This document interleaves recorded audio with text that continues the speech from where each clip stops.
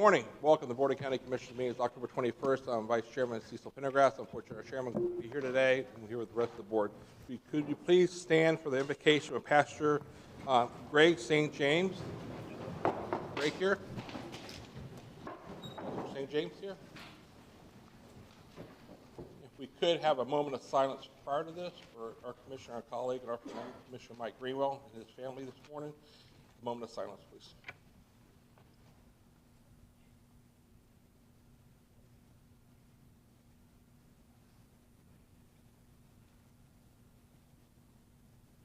Thank you. I'd also like to recognize our flags per the governors at half-mast today in Lee County. Pastor? Good morning.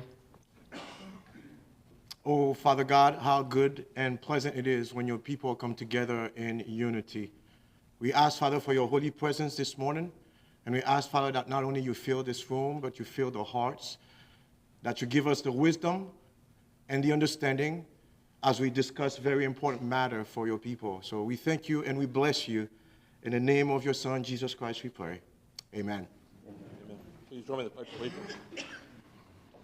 Pledge allegiance to the flag of the United States of America and to the republic for which it stands, one nation, under God, indivisible, with liberty and justice for all. Thank you. Please be seated. At this time, I'd like to call on Commissioner David Mullick. David, you have some special news for us this morning. Thank you. Well, good morning, everybody. I have the distinct honor of bringing an agenda item this morning that I think you're going to like. Unfortunately, with our friend Mike Greenwell's passing, I wanted to ask you to consider renaming the Civic Center property that meant so much to him to the Mike Greenwell Regional Park. Second. Third. We all can second that one. No, Mr. Chairman, if I may, I can't think of anything that Mike left a greater mark on than the Lee Civic Center. I mean, he cared so much about making sure that that was a facility where, the 4-H'ers, the community could come together and really just have a great facility that they could enjoy. I mean, the Ag Expo, if you look at the last couple Ag Expos, have been amazing, and that's really due in part to the efforts that he put into this. And so I couldn't think of a more fitting way to honor our colleague, Mike. I'd like to follow Commissioner Hammond, the same thing. I think of all the hours. Mike had talked about how much time he spent there building pens and spending time on there with the grandkids and the kids and through the last 35 years over there, back and forth, even when he was traveling. So this is definitely an honor to name that after him, and basically across the street from his home, so the family can see that for the rest of their lives. So thank you. I know how much it meant to him, and that he used to brag about all the how much he loved the place, and he wants to see it get better. And I was pleased to see us invest some more money in our state legislative ask. And I know what he'd like as much as honoring him with the name on there is for us to improve that facility and find a way to get his mission done, his vision seen. So I'm honored that you would make such a motion, and I'm pleased the family could be here to see this. And I want to thank staff and everybody who attended the celebration of life on Saturday. I don't think it could have been any better than it was, and all of the sentiments and well wishes that so many people had and all the lives he touched were just amazing. So I'm proud to have known him, and I miss him very much, as we all do. Thank you. Well, we have a motion, we have a second, we have a third. Is there any public comment to this motion? Garrett, please, thank you. Garrett Greenwell for the record. Obviously, the Lee County Civic Center was a massive item for my dad. He really wanted it to be big, grand, something the community could be proud of. We couldn't be more honored to have it named after him. And obviously, anything you guys need from us, we're happy to help. Appreciate county staff and all of you commissioners for helping us set up this past weekend. It definitely couldn't have happened without you guys and girls. I appreciate y'all very much. And Thank you. Thank you. Come back to the board. Any other discussion? I just want to thank Tracy and Bo and Garrett and the whole family for coming today. And this is something we want to do to honor him. And we're going to miss him just so much. We really miss him. And so thank you, guys. Thank you. Any objection? No objection. Motion passes. Thank you.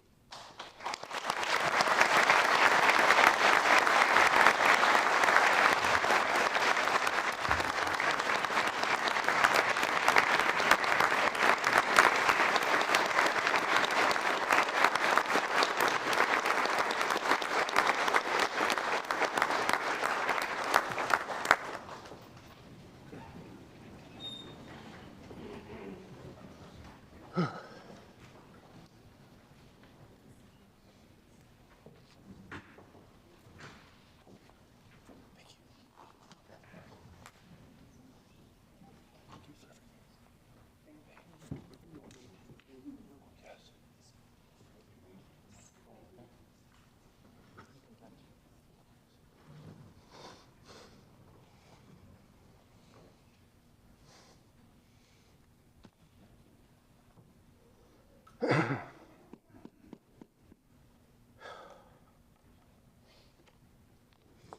was telling my colleagues earlier, I hope not to do this again. This is my 4th time in the last 10 years, so it's not a good thing to do, but thank you, David, for bringing that up today. Okay, we'll move on to county business. Commissioner Malooka, you have another proclamation, resolution. Proclamation. Sorry, I lost track for a second. All right, well, good morning. I'm reading the proclamation for the case managers. Would the members of that group please come forward? I'll read the resolution and we'll take a picture and give you a chance to say a few words.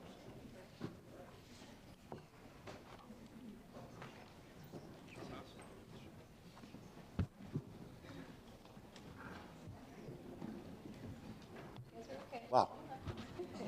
It's a big group. This is the group. This is us. Look at all these smiling faces. All right, well, good morning. So, my proclamation is, whereas navigating service systems such as healthcare, behavioral health, and legal services can be overwhelming for individuals and families in Lee County. And whereas case managers play a vital role in coordinating care, advocating for clients, and ensuring effective service delivery within our community, while upholding the values of personal dignity, autonomy, and the right to self-determination. And whereas case managers across government and nonprofit agencies dedicate countless hours to helping clients navigate complex systems with a steadfast focus on quality of care and continuity of services. And whereas case managers assist individuals in reaching their optimal level of wellness and functional capability through advocacy, communication, education, and resource management. And whereas the theme for this year's Case Management Week, Guiding Journeys, highlights the essential role case managers play in helping individuals, families, and communities navigate complex health, social, and legal systems with compassion and expertise. And whereas case managers have been recognized for their dedication and compassion each year since October of 1999 during National Case Management Week. Now, therefore, be it resolved, the Board of County Commissioners of Lee County, Florida, proclaims that October 25th shall be known as Case Manager Month in Lee County, and it urges all of our citizens to join us in honoring the dedicated men and women who serve as case managers, assisting residents to connect to much-needed resources provided by the network of human service providers. Duly executed today by our Chair, Kevin Ruay.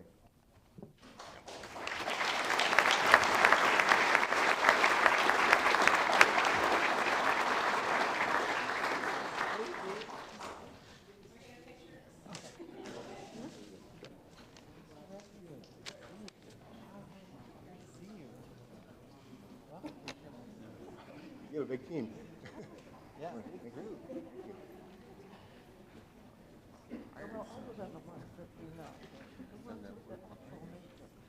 we have a couple people move to that side?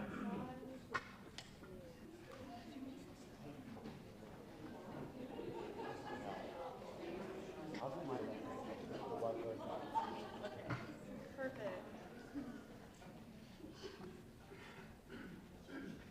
Ready?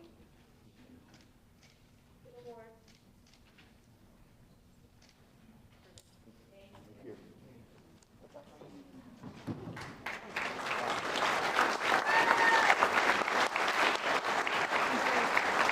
Other way. Okay. Good morning, Morning. Commissioners. Thank you for having us as we celebrate National Case Management Week. This year's theme, Guiding Journeys, reflects the heart of what case managers do every day. Case managers are navigators, advocates, and problem solvers, walking beside individuals through some of the most vulnerable moments of their lives. They don't just connect people to services. They ensure no one walks their path alone. Their work requires not only system expertise, but deep empathy, patience, resilience, and a belief in every person's dignity and potential.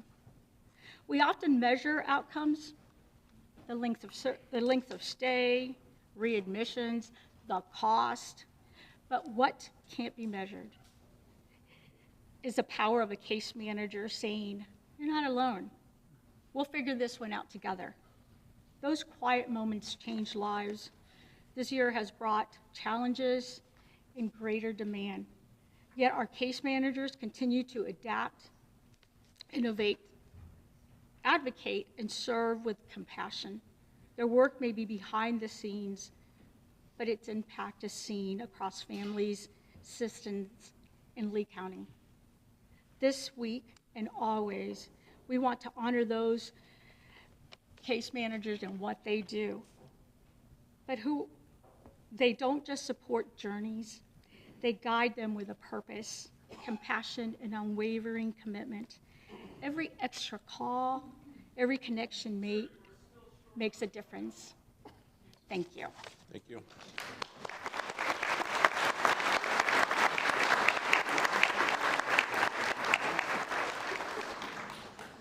At this time, we'll be calling our county manager and our HR staff to present the quarterly service awards to our employees. Thank you, Mr. Chair. I'd like to ask Ms. Kristen Bristol to present. You join now.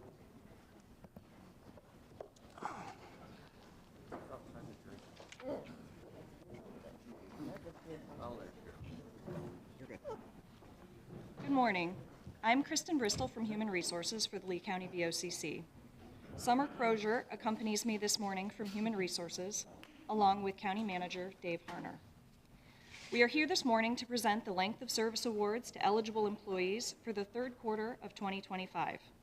These awards represent collectively 1,055 years of service to the Lee County government.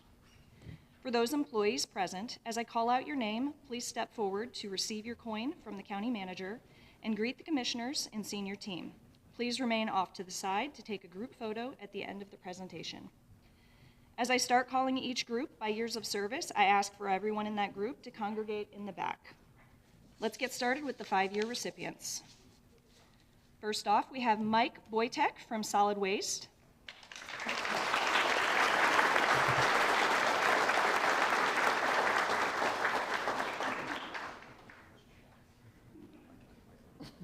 Olga Karaman from Facilities.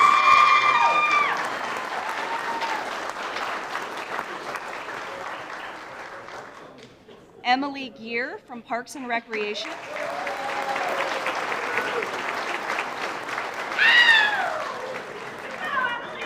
Margaret Hurst from Utilities.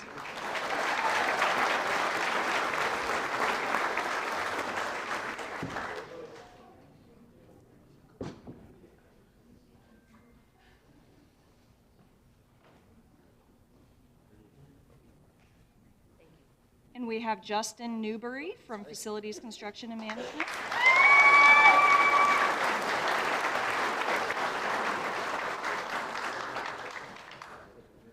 Doreen Wargo from Utilities.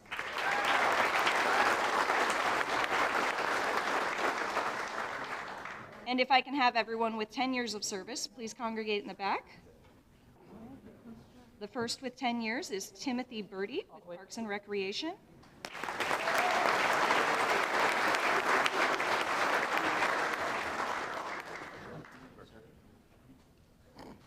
Lucy Cancel with the County Manager's Office.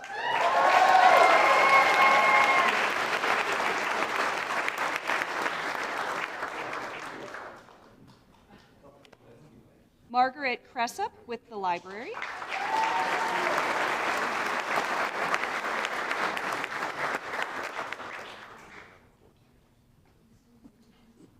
Sonia Fernandez with Transit.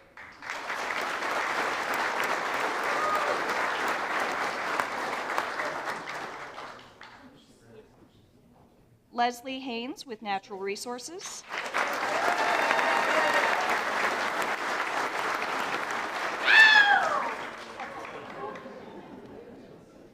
Sean Henderson with Library.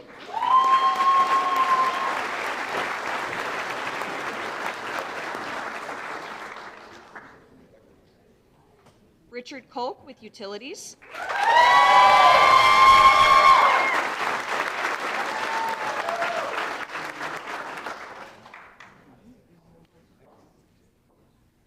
Chuck Lira with County Attorney.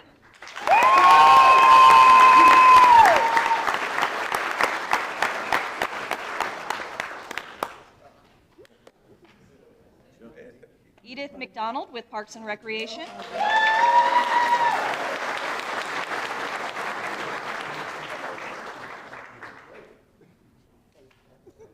Oriana Morales with DOT.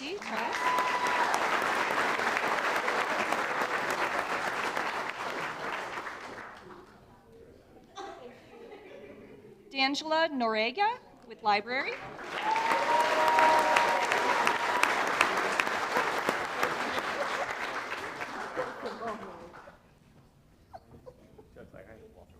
Leah Paterna with Utilities.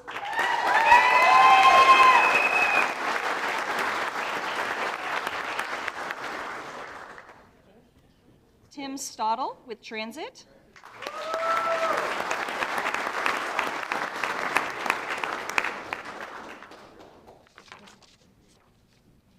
Candy Coco with the VCB. She has 15 years. All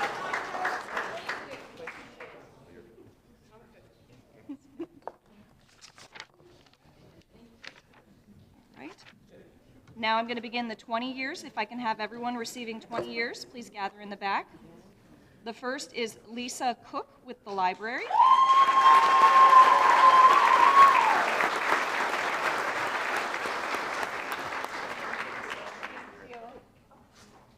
Drew Drake with Public Safety.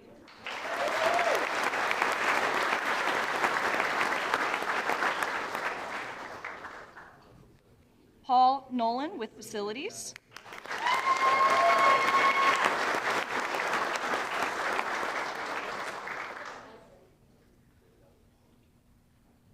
Donald Robinson with DOT Operations.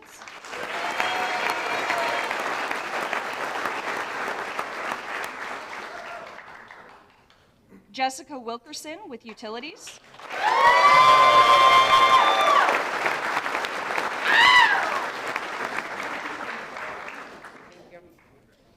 And now can I have the people with 25 years please gather in the back?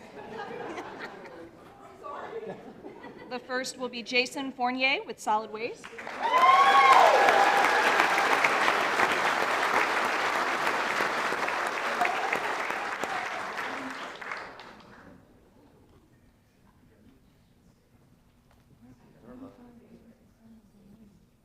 And Maria Outlaw, also with Solid Waste.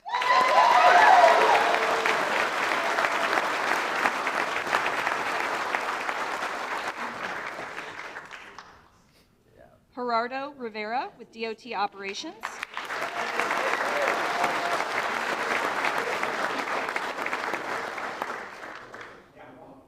And may I please have our 30-year recipient, Patrick McDonald from Utilities.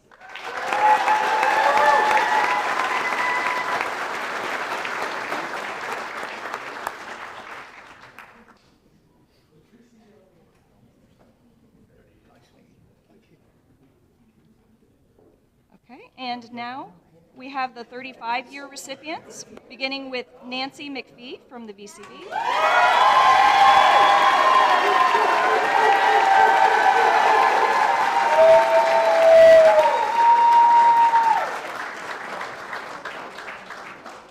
And Fred Smiley with Library.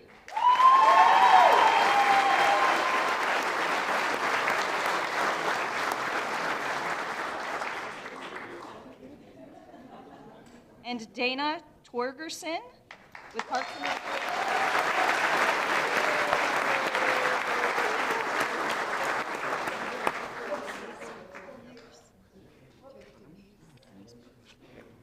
And I have a 30-year recipient, Denise Bell from Utilities.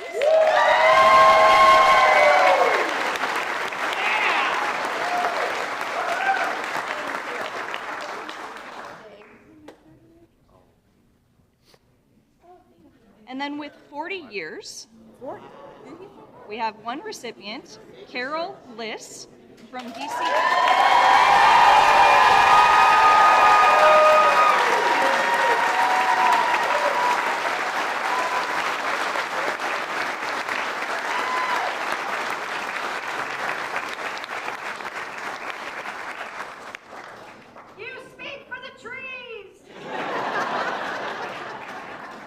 Congratulations to all of these employees, and thank you for your service to Lee County.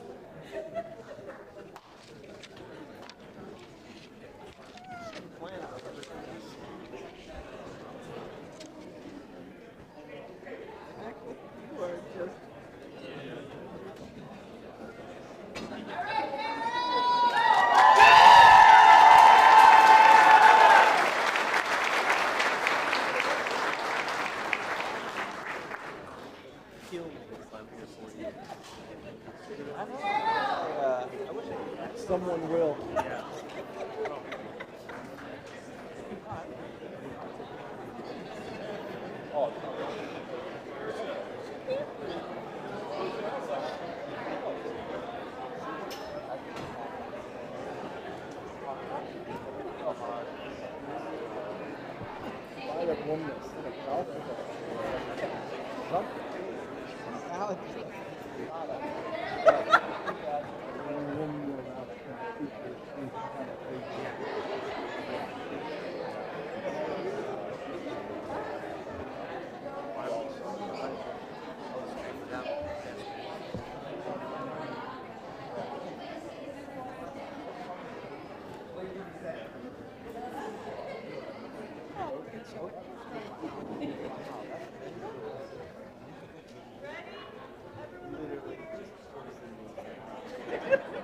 Oh, we're looking up top, okay.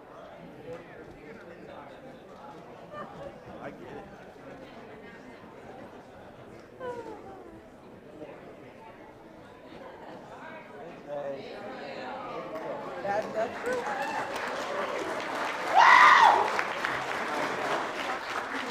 Bye, guys. Good? Good. John Lehigh? John Lehigh, yes, sir. Okay, I'll if you need anything. Thank you.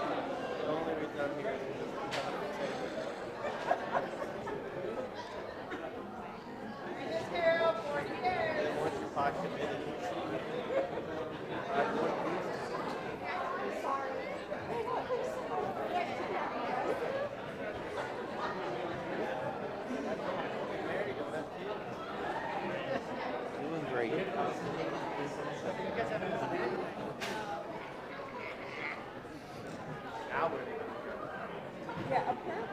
David.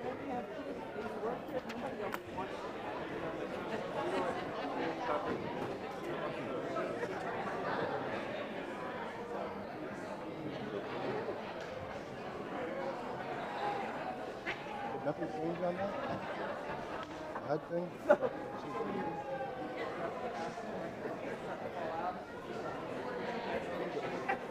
whole booklet, yeah. Fast forward.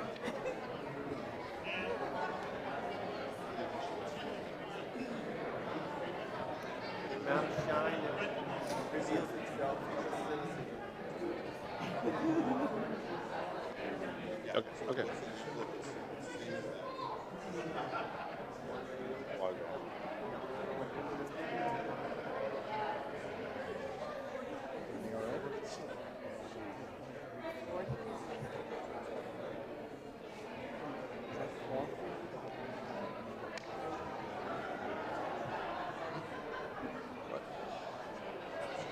Okay, we're just approving the corrections.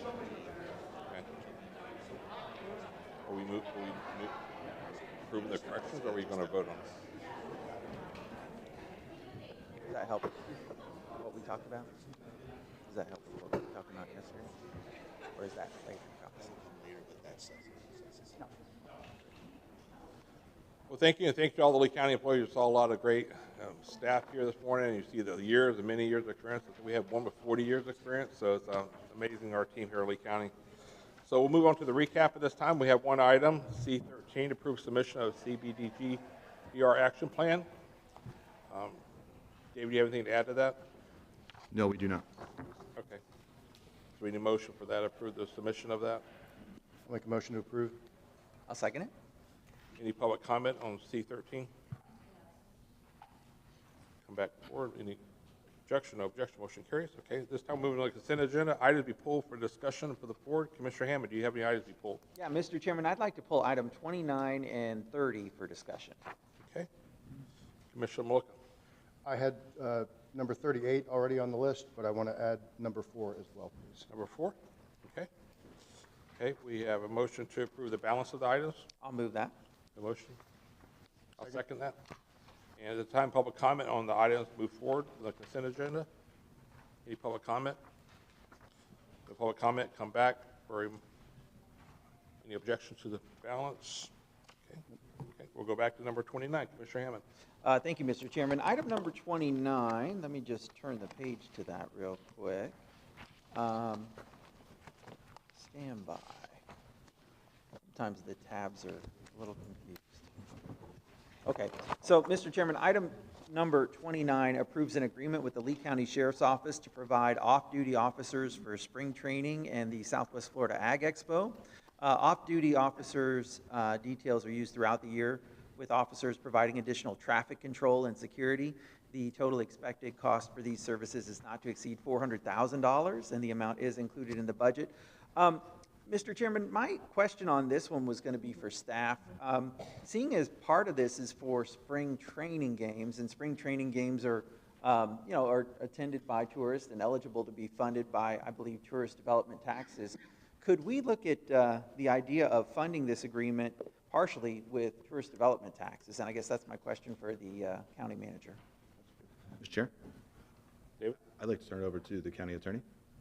Mr. Chairman, we'd be happy to take a look at it. At first blush, I would suggest we probably could not fund 100%, but if the board would so direct, we'd be happy to work with your CFO and come up with perhaps a ratio that could be funded lawfully using TD funds and then report back to the board. I believe this is somewhat time sensitive, so I think we would respectfully request the item be moved forward if the board is so inclined, and then we can get the board an answer to the funding scenario at a later date. But we'd be happy to take a look at it should the board so direct. And may I ask a follow-up question, Mr. Chair? Just to follow up then, so we can approve the agreement today to make sure the agreement's in place to provide the services necessary, but we could figure out the funding mix at a later date if it does indeed appear that some of it is eligible for tourist development tax? Mr. Chairman? Yes. Absolutely, yes, sir. And that, if directed by the board, that would be our thought process going forward. Have the agreement in place because I do believe it is time sensitive. That does not necessarily lock in the funding mechanism for the entire year. So with that, Mr. Chairman, I'd like to make a motion that we approve the requested motions from the staff here as recommended by them, but also provide the direction to them to fund as much as possible through tourist development taxes. Second. And then report back to us with those results. Yep, absolutely. If you're done, I have a question. Yep. It's for the county manager. I'm not sure if anybody had a chance, but I know it used to be for the Red Sox games, that was actually paid by the Red Sox for the traffic control, the traffic rate, but also they paid for the vehicles too, for so many vehicles. That was where they do the cones. So did they stop doing that now? It's come back to the sheriff's budget? Because it used to be the Red Sox would pay for any outside activities for that. I believe how it works, Commissioner, is, Mr. Chair, it works when it's a non-game day, the Red Sox typically pay for any security. When it's a game day in the contract, both the Red Sox and the Minnesota Twins have it that we pay for those. They also take care of most of in-house security. That's typically the teams, but game day, that does become our activity. Any other events like with the RV show traffic, then that vendor pays for that traffic control then, right? Correct. Okay. I know years ago, they actually used to pay for those games. Same thing, the city of Palms Park, they actually paid the county or the city for the traffic and for the vehicles and stuff. So maybe doing that process, we could verify too, to make sure that the Red Sox isn't still paying for those, because I know at one time they were paying a couple years ago. So just to verify, but it obviously looks like it changed, so. Okay, thank you. Thank you. Okay, we have a motion, second. Any public comment on 29? Come back to the board. Any objection? No objection? Motion carries. Thank you. Number 30, Commissioner Hammond. Thank you, Mr. Chairman. Item number 30 approves a contract amendment with Juniper Landscaping of Florida, LLC. Under this amendment, we're going to look at the installation and purchase of various sod products. They would increase by 11.05% for the foreseeable, I guess, future, the rest of this contract. Mr. Chairman, I brought this forward because I don't intend on supporting it today. I don't believe that the market's at a place where we're supporting price increases right now. And, you know, this is a contract that has been in place since 2021. In the past, it looks like there was even a rate increase approved as a previous amendment. This is number 4 now. I think, you know, my feelings on this is we need to honor the prices that are in the contract, and I'm not ready to approve a price increase today. So my motion would be that we actually deny this request. You know, I'm glad you pulled this because I was tempted. I had some issues with this contract and asking for random price increases during an agreement. The whole point of having a contract and a contract term is to lock in those prices. That's what a contract stands for. So both sides have to do their half. So I second your motion. Thank you. I have a question, County Manager. Through the procurement process, we have any more information about this? Yes, I'd like to ask Ms. Tucker to present.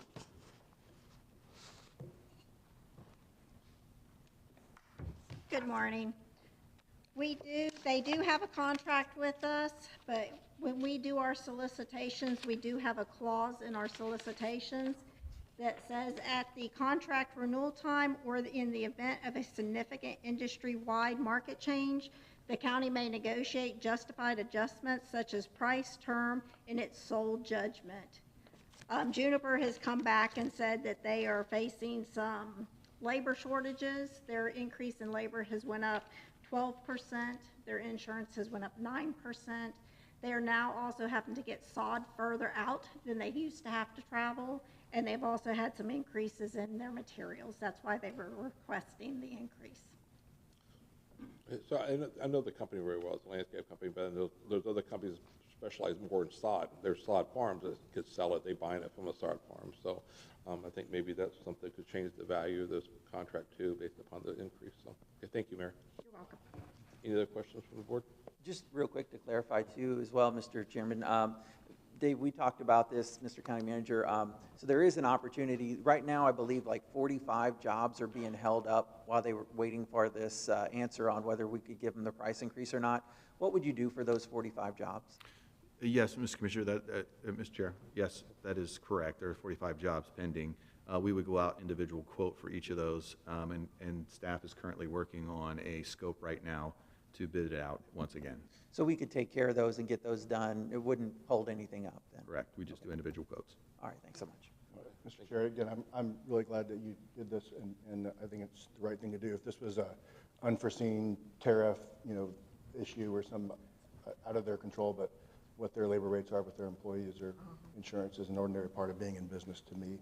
But when I heard they were holding 45 jobs hostage, so to speak, last night over this amendment, I was totally against it. So thank you. Okay, great. Any public comment on item 30? Come back to the board. Any objection? No objection. Motion carries. Thank you. Commissioner, I'm looking number 38. All right, thank you. So item 38 is a subject that you might recall is near and dear to my heart with this solid waste disposal fees on the Barrier Island cleanup after Hurricane Ian. And I asked for this item to be pulled so that we could see the results of this project and the actual costs of the household hazardous waste on the 2 Barrier Islands. Mr. Chair? I'd like to ask Ms. Rodriguez. Thanks. Thank you. Good morning. Item 38 requests an increase to our existing Hurricane Milton disaster recovery purchase orders. So this will be the final increase that is requested from the purchase orders that were authorized in November of 2024. It will bring the total purchase order amounts to approximately $26 million for Crowder Golf and $3 million for Thompson Consulting. We do anticipate FEMA reimbursement for the majority of storm expenses. So when you say the term majority of these expenses, what percentage of those expenses are you expecting? Our FEMA consultants currently anticipate 98% reimbursement for the storms, so we would have a total of $200,000 that would come through to the county. Okay, well, that sounds like a super majority. Yeah. That sounds better than 51%. Correct, and to be clear, that's the majority FEMA, but also some state reimbursement. Okay. So thank you for sending me the information, and you're always very transparent and available for questions. When you sent me this report to show the spreadsheet, out of the $30 million total expense for the hurricane cleanup, approximately $13 million of that was the household hazardous waste category that was at what I would consider to be exorbitant rates for the $24 a pound, $50,000 a ton for household hazardous waste. And so what I thought was intriguing was on the 2 barrier islands with 410 homes, that the amount of material generated on those 2 items rivaled the amount of the same category countywide in materials. So almost 50% of the household hazardous waste in all of Lee County for 2 hurricanes came from those 400 residents versus the entire rest of Lee County. Did that surprise you? Yes, yeah, the numbers were surprising for sure. So to clean up those 2 islands with 410 residents cost $8.8 million. So I was trying to give you guys a heads up. This was the day I was sworn in, right? And this was a walk-on item, and I wish I could have, we would have had a little bit more time to react to that, but we didn't want to hold up anybody's cleanup efforts. And we can't not pay the bill now because we agreed to the contract. So I don't want to be negative on looking backwards right now. You were not the director of solid waste during this period, and you've done a great job, and I'm pleased with your efforts. So what I would like to see I'd like to see a motion to direct staff to put this bid back on the street, include all the items that we've learned now so that we don't have these hidden pockets of contingency things or opportunistic items. And one of the other things that we had originally done in the solicitation right before the hurricane was we had a primary and a secondary vendor approved, but we never awarded the contract for the secondary vendor to be on the list. So when the hurricane issue came up, this last minute item, there could have been a possibility that 2 people could have given us a price of this extra barge work subject to services. But I want to make sure that whatever we've learned, whatever holes were in the system before, that we have line items to bid now, because we know what those things are, and make sure that we don't have those opportunistic opportunities for the vendor to overcharge us. But this category of waste would be the equivalent, in my opinion, of paying $1,000 a gallon for diesel fuel after a hurricane. So I just want to make sure we learn going forward. So I don't know if it's a separate motion, but I can make a motion to approve this item because, again, we've already agreed on it. But I'd like to piggyback that with directing staff to go back to procurement and resolicit this bid accordingly. Okay. Second.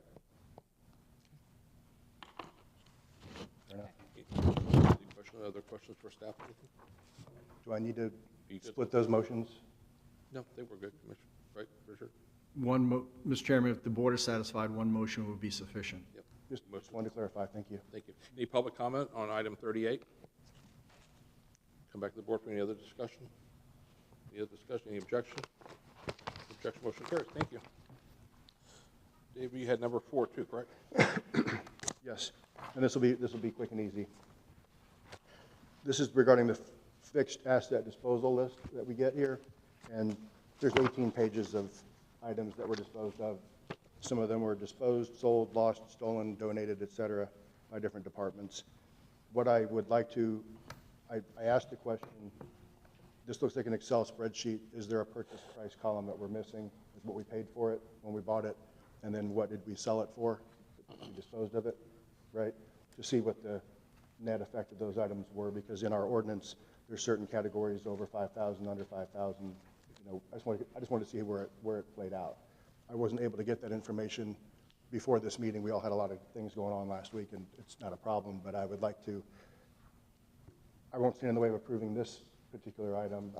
I can approve this, but I'd like to direct staff going forward for this fiscal year's budget to include the purchase price and the asset disposal price in the future spreadsheet so that we can see how the taxpayer dollars are being used in this asset disposal, please. That's your motion? That's my motion. Okay. I'll second that. We have a second. Any other discussion? Any public comment on item number 4? Come back to the board. Any objection? No objection. Motion carries. Thank you. Move on to the administrative agenda. County manager. Yes, Mr. Chair, you're going to convene as the port. I'm sorry? You're going to convene as the port. The first one is. We're down now, convening the Port Commission for item 47. Mr. Chairman, pursuant to the board being seated as the Board of Port Commissioners, we would like to respectfully request you to set a closed-door meeting pursuant to Chapter 447.605 Florida statutes. Your staff would like to solicit further input from the board regarding collective bargaining negotiations with Local 1826. We respectfully request that meeting be set for November 4th at 8:30 a.m. In attendance would be Commissioners Ruane, Pendergrass, Maleka, and Hammond. Representatives of our office to include Ms. Frazier, Mr. Holborn, myself, and your Port Director, Steve Hennigan. We would anticipate the meeting to take no more than 45 minutes, and that is our request. I'll move approval of the requested motion, Mr. Chair. We have a motion. I'll second. We have a second. Any public comment on that setting? Back to the board. Any objection? No objection. Motion carries. Thank you. Thank Now you. convening back as the Board of County Commissioners for item number 48. Thank you, Mr. Chair. This item is to execute CDBG-DR loan documents for Southward Village Phase 2. I'd like to ask Mr. Salyer to present the item. Commissioners, this item would provide almost $19 million in CDBG-DR funding for the construction of 102 affordable multifamily rental units. This is a Housing Authority, City of Fort Myers project. I do need to put on the record that the pro forma cash flow projections for this project do not support repayment of the loan, so it's atypical of your projects in the sense that this will be pretty much a 100% or 95% grant, let's call it. But the project aligns very well with the county's goals for affordable housing, and we do know that any funds invested in the project will ultimately facilitate more affordable housing because that is the Housing Authority's sole mission. And so I think the board had looked favorably upon this project for those reasons, but if you have any questions, I'm happy to answer them. Great. Any questions? Mr. Chairman, yeah, just a follow-up question. I appreciate you putting that on the record, but are there any, I guess, consequences that we could see from HUD because of that, or? No, sir, thank you for the question. This is fully within your discretion. I think being a housing authority grants even additional latitude, so I don't anticipate any issues whatsoever. Okay, thanks, Mr. Chairman. I'll go ahead and move approval of this then. Okay. We have a motion. I'll second that. We have a second. And Any public comment on item 48? Come back to the board. Any other discussion? I just wanted to point out that I was at the ribbon cutting for this, and it was a beautiful ceremony, and all the stakeholders that were present. This says total project cost, but that must be just for this phase, because I believe it's alluded to that the total project with all the community efforts and all of the awards that has been put together to stitch this quilt together totaled nearly $360 million overall. So this was a masterful stitching of funding and quilts and awards, and being nominated between the Franklin Park Elementary School and the hospital and other stakeholders that were all made this funding possible. So I'm proud to support this project, but I wanted to point out the master plan is almost 4 times what this particular project is today. So congratulations to Marcia and the Housing Authority. It's been over 3 years, and if the public's watching, this is a part of that. The funding, we've obtained $1.2 billion from the federal government from the hurricane. So 3 years later, still continues to give back to the community. So thank you. Okay, any objection? No objection, motion carries. Thank you. Number 49. Mr. Chair? Yes, sir. I'm not sure we did public comment, that item? I thought I did. Yes. Any public comment on 40? I think you got it. Did you? Okay, I apologize. 49? Item number 49 is to approve STA to design and permit San Carlos Maritime Park. I'd like to ask Ms. Ashley Koza to present. Good morning, Commissioners. Ashley Koza, Construction Management.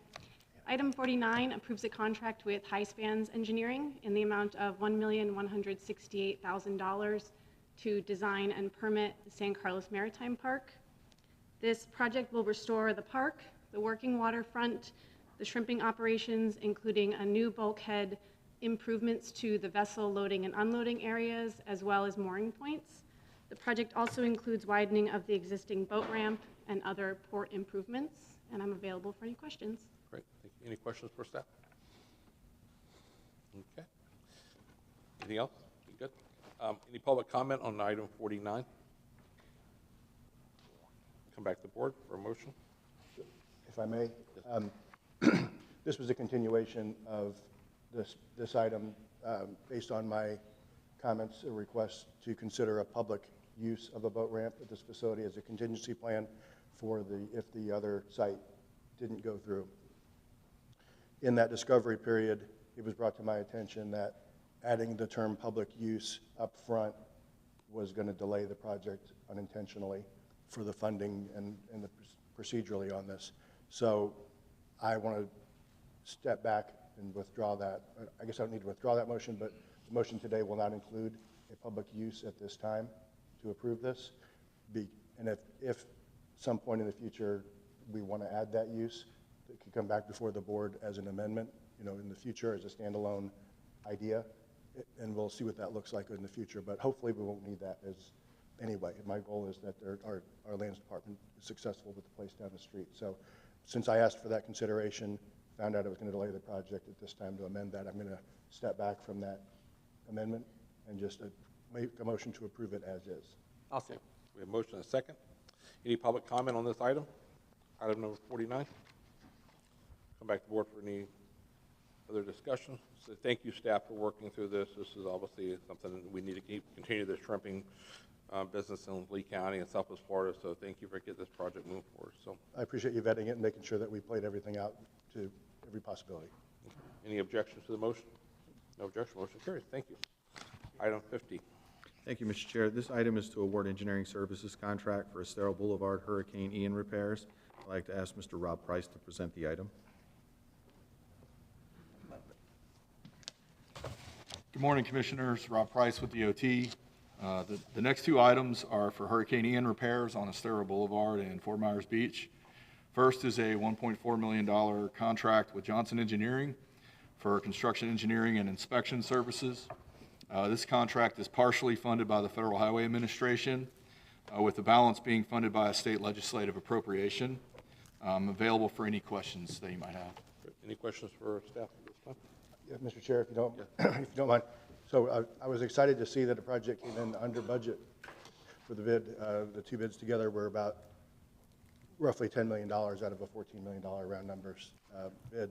So you asked us to approve the budget of the full grant funding, and it says to account for any cost overruns that may be determined and approved by FDOT during construction. So that's the next item, which the budget amendment is in the next agenda item. Then I'll hold my comments till. Yes, sir, if you wouldn't mind, that'd be great. Okay, thank you. I was doing Okay, thank you. Any public comment on item number 50? Come back to the board. Any objection? Oh, do we have a motion? I'll second. Oh, do you want to make the motion I for thought you approval? made a motion. I'll make the motion to approve. Okay. I I'll thought you- second it. I thought it was a motion. I lost track there, sorry. That's I okay. was doing a combination. Any objection? Objection motion carries. Thank you. Number 51. Thank you, Mr. Chair. This is a award contract for Estero Boulevard permanent roadway repair, and I'd like to ask Mr. Rob Price to present. Good morning again, Commissioners. Rob Price with DOT.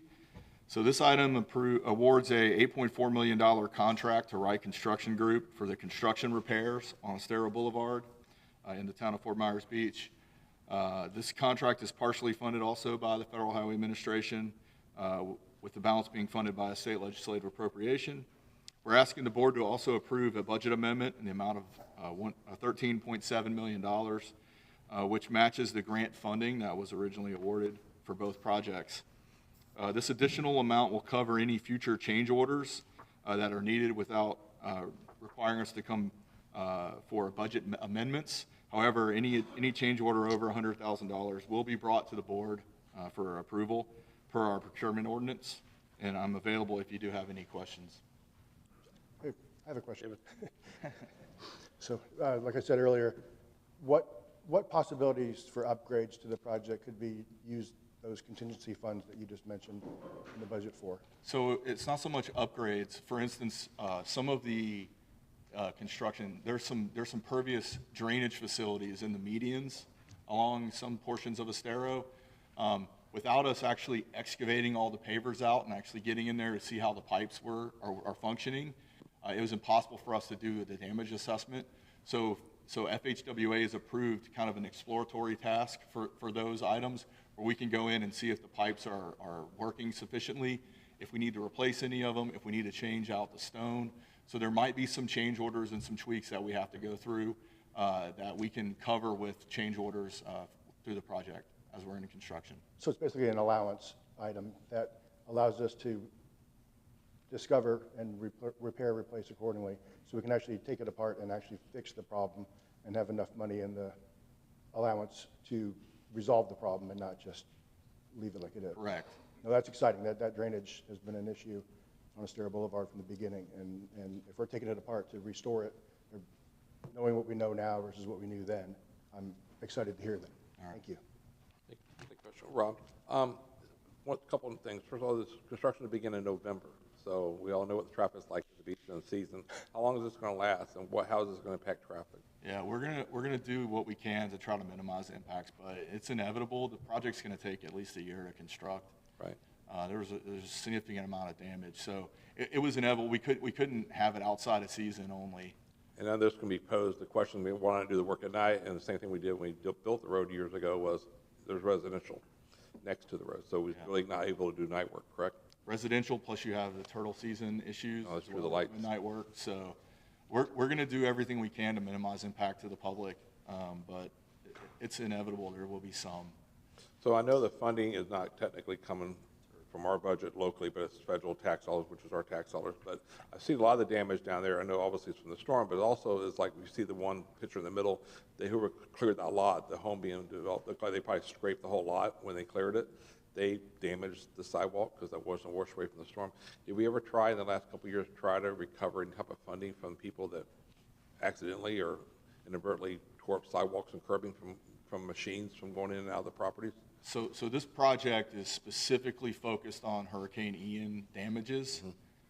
So the photo that you would see there, we have before and after photos from the week before Hurricane Ian and 2 weeks after Hurricane Ian. And those are the items that the feds are covering for repairs. Okay. Anything that was caused by construction activity on properties is not incorporated into the project. There may be some elements of that we're going to address as we go through here with some county dollars, but there's no repairs that we need to go after the private contractors that are working out there. Okay, great. Thank you. Just a follow-up question, if you don't mind, just since you brought that up. Crowder Golf, where the cleanup, everybody's piling all their debris on the sidewalk in the hurricane cleanup too, so claw trucks and those kind of things are going to scratch the sidewalk and damage it inadvertently, just trying to get the basic cleanup out of there just to get the places safed off. So it wasn't one house at a time contractor. I mean, a lot of this was just the thousands of tons of debris, storm cleanup that could have collateral damage, but that's all contemplated this hurricane. That work is not eligible for reimbursement by a federal highway. It's strictly damage by the storm that's caused by the storm. So if our debris contractor has damaged the sidewalk, those are going to be our responsibility to address, and we're working on a plan to also address that. Does that debris hauler have responsibilities for their collateral damage in their contract that we could claw back, possibly? Mr. Chair? Mr. Chair? Yep. Yes, we would typically work with the contractor to address those issues. Okay. Before we're at the final check on this Correct. last bill, I just want to make sure we were covered on that. Thank you. Great, thank you. David, did you make a motion with this one, your comments, or was? I made a motion. A motion to approve. Okay, second. Any public comment on item 51? Back to the board for any other discussion. Any objection? No objection, motion carries. Thank you. Move on to public hearings.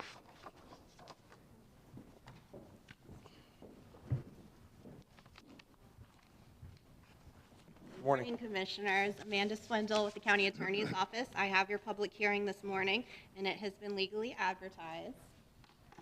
This hearing is to adopt a resolution approving a plan of finance for the Lee County the Housing Finance Authority of Lee County, involving the issuance of single-family mortgage revenue bonds in an amount not to exceed $137 million. Your approval is required under Florida and federal law. However, these bonds do not constitute a debt or liability to the county, and there are no financial or administrative costs for the county associated with this. Great, thank you. Any questions for the county attorney this time? No? Okay. I'll move approval, Mr. Chairman. We have a motion? Second that. For a second. Any public comment on item 52? Come back to the board. Any objection? Objection, motion carries. Thank you.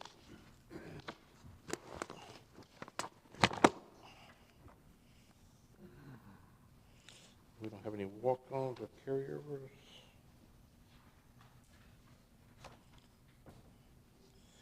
Commissioner items. Commissioner Hammond. Thank you, Mr. Chairman. At the Metropolitan Planning Organization meeting, the MPO meeting on Friday, we got into a discussion about Burnt Store Road funding, and the representatives who were there from the city of Cape Coral asked if we would consider having a joint meeting with the city of Cape Coral to discuss, Burnt Store Road and potentially some other issues that the county and the city are, I guess, overlapping on currently.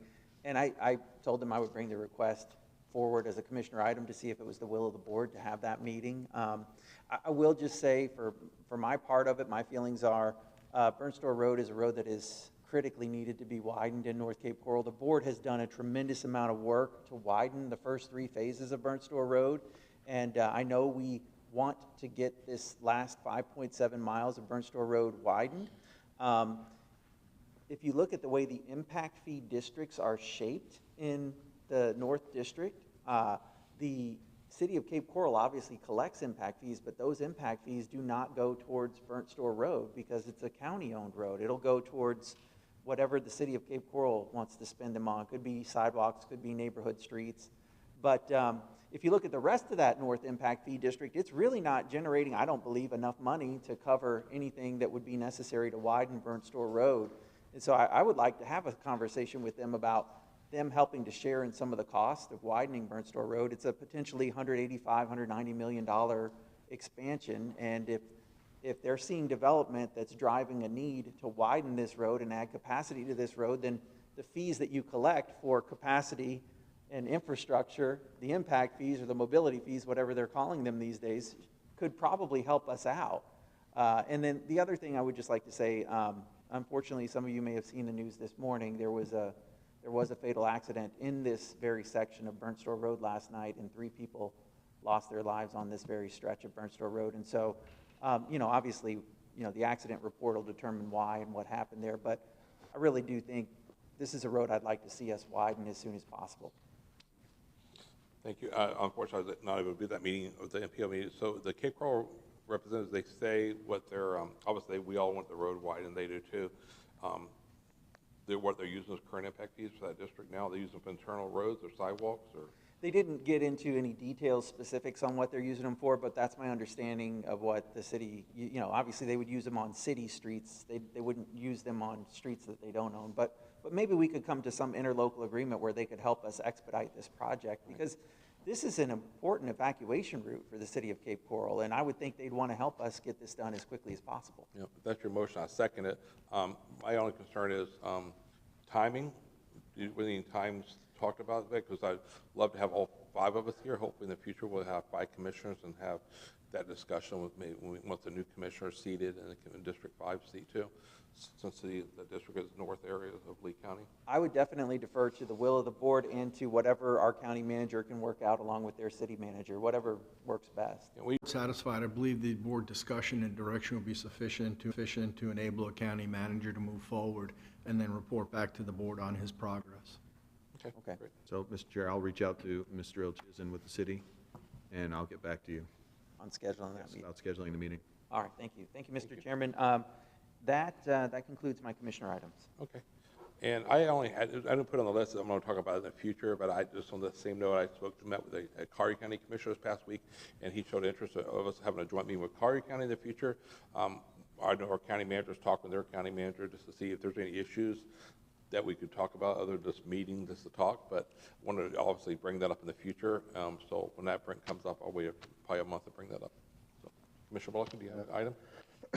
So I have one commissioner item, and it's to discuss the scope of work for the 10-mile canal maintenance. item, and I was hoping that staff could help me with going over our progress and the contract scope of work, please.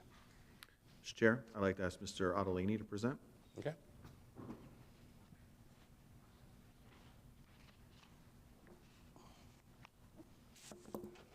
Morning, Commissioners. Roland Ottolini, Natural Resources.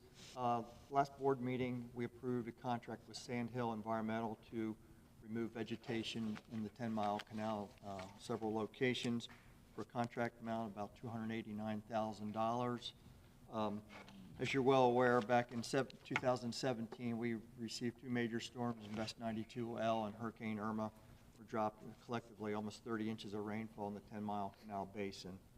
In response to that, we developed a flood mitigation study for the whole county, and then based on our commitment to address the flooding in the Island Park area, we moved forward and hired Johnson Engineering to undertake a detailed design and study and analysis to look for improvements in 10-mile canal.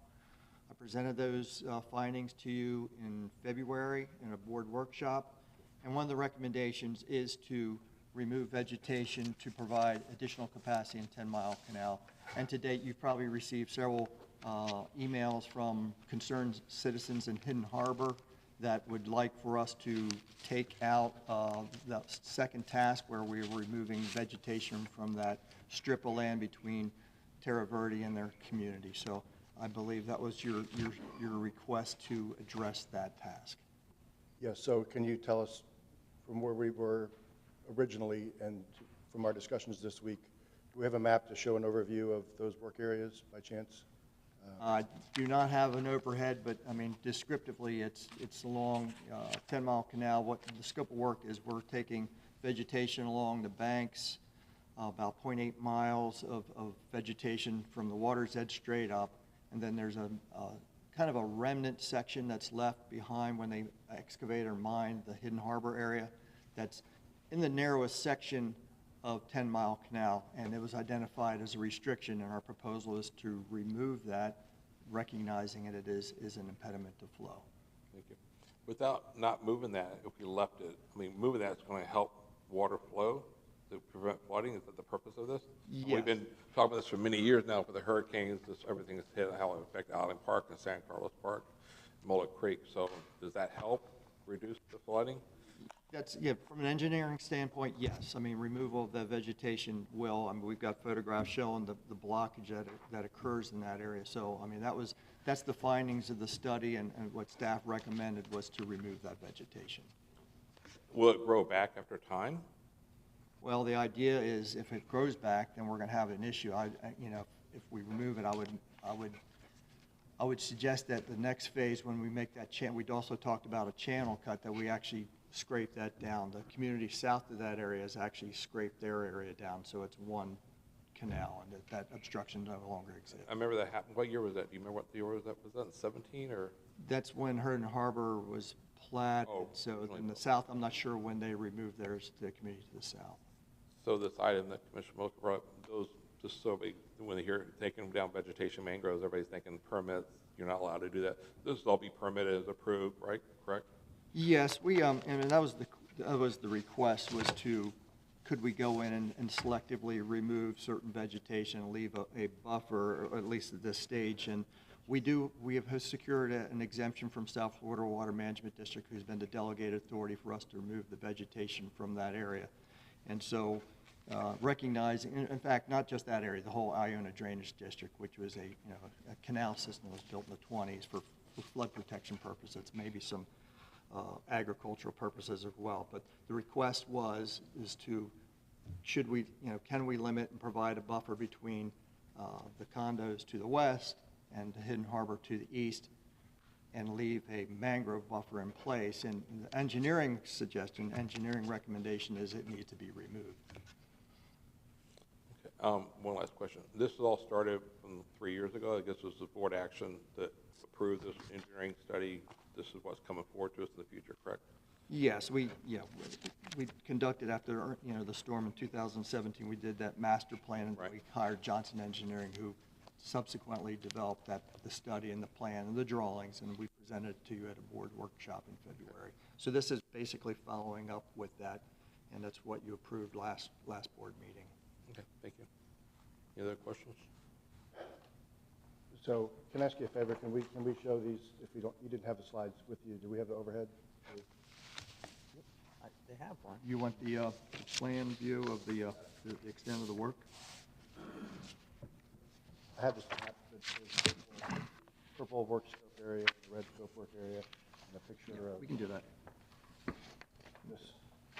First off, I'd like to show, This picture's worth 1,000 words on this subject. Turn it, turn it, so. this is actually, well, let's do this. This is actually the section we're looking at. This is the north end of North that end, right? barrier spit, and you can see the blockage that it creates, and actually you'll see actually an elevation differential from the upper part of your screen to the lower part, which is, this is the portion that runs towards Hidden Harbor. And I'll pull out the section of the proposed scope of work. I think that's what you're asking for.